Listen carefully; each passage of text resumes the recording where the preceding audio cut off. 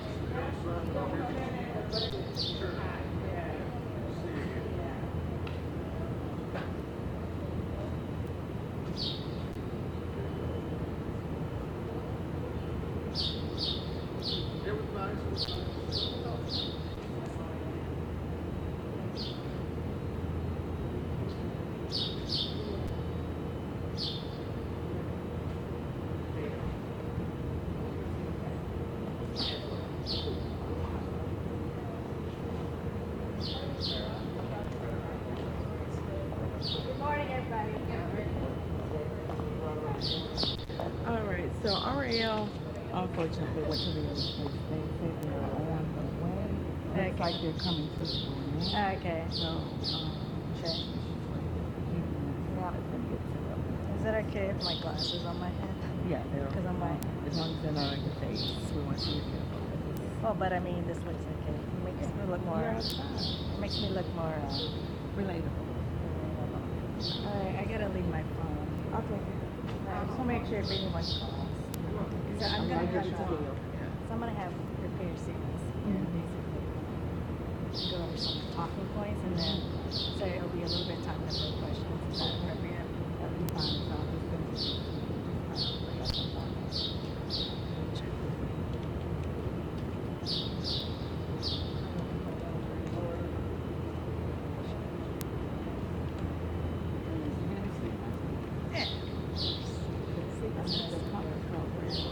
Yeah, and then we kept going. So how much do you think I should go? We had 6 talking points. I don't want to. The ones that you think are most appropriate to strike and what Yeah. 1, 2, 3, 4, 5. Okay.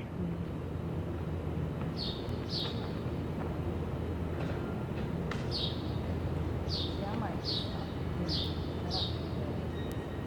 No. Yeah, I think that. Is that okay? Are you all Ariel? Yes. Okay. Sorry, we were at the Goddard School. Yeah. Just let me know when you're ready. We'll get going. Good morning. How are you?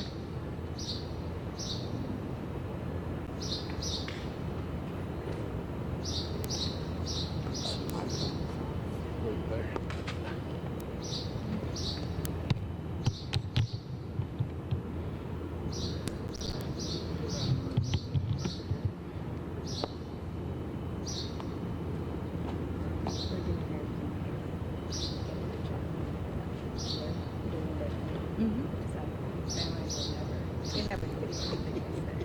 Okay. It's the last morning. Not a problem. Not a problem.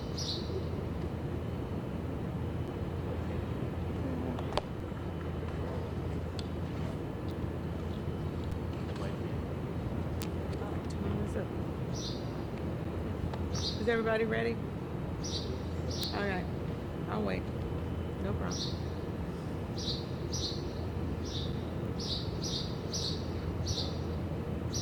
And we've had like 12 hours on Saturday, and then we had another conversation yesterday. It's confessed in the storage.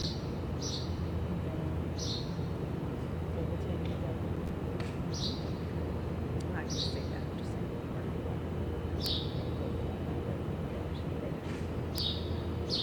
so we can do it. If there's any questions, okay.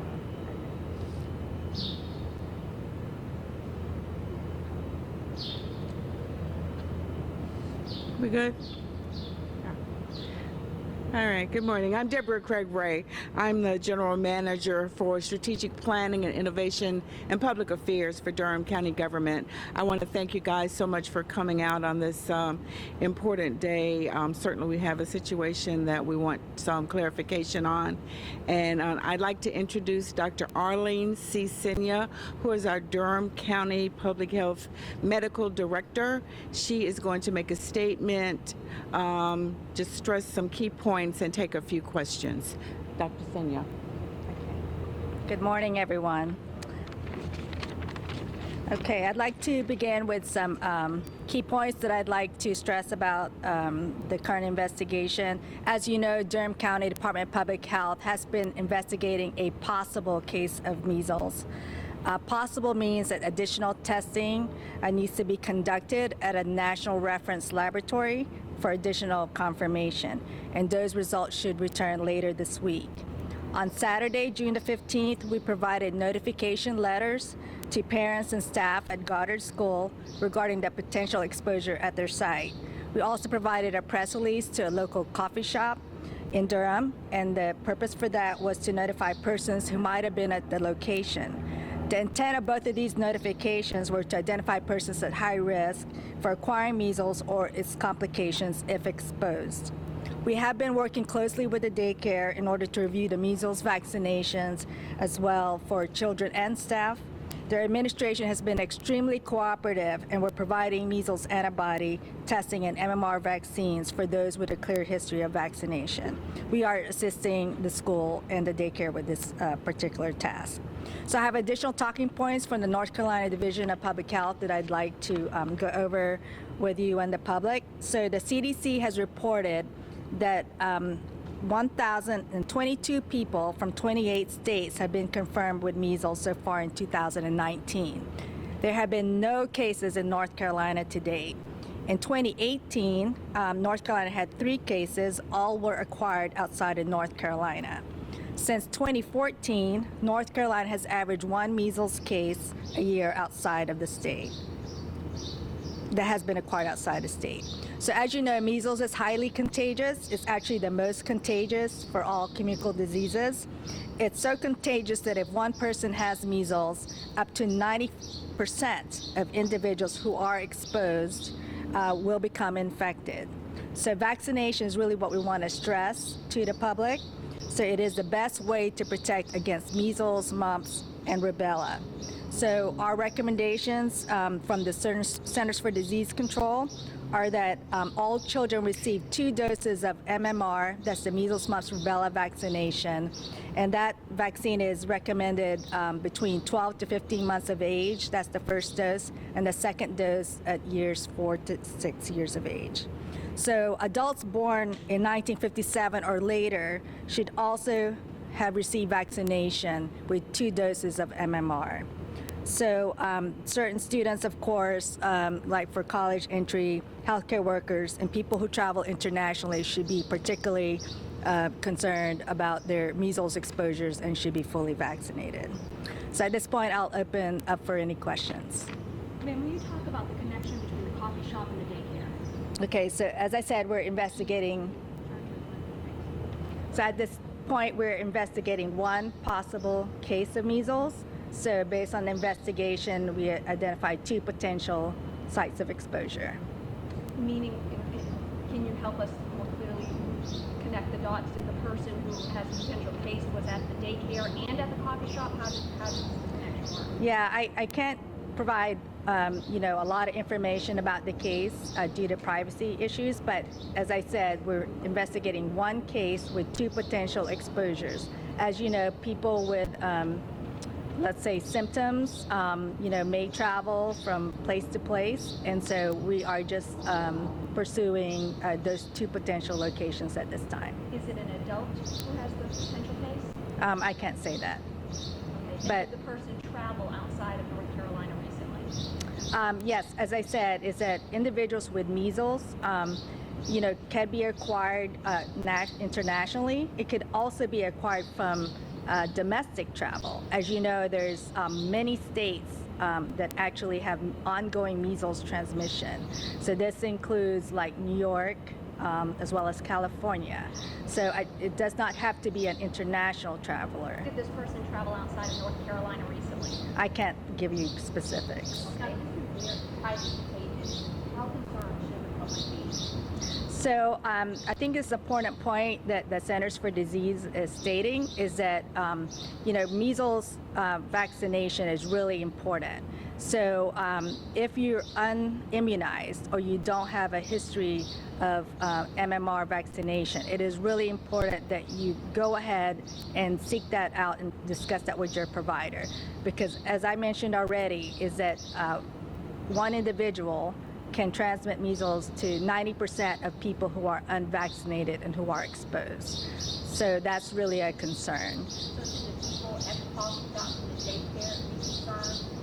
Are the only folks to be concerned about this public health risk at this point? Yes, at this point, those were the locations that we were most concerned about.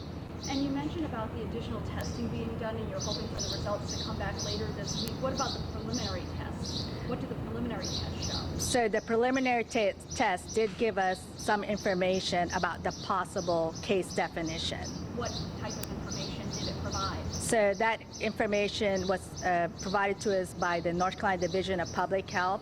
So there were some preliminary tests that were positive but would need confirmation because there's 2 types of conditions that can cause positive tests. One is a true measles case or wild-type measles, and the second is the vaccine-related measles, which means that after vaccination, someone can have positive antibody tests just from the measles vaccine itself. there an immediate concern for anyone at the daycare or at the traders who was there during that time, like staff-wise, that you all are concerned about? Well, as I said, what we're doing is that we're reviewing the vaccinations for all children and staff. And so we have been working with those individuals to determine whether they are protected or not.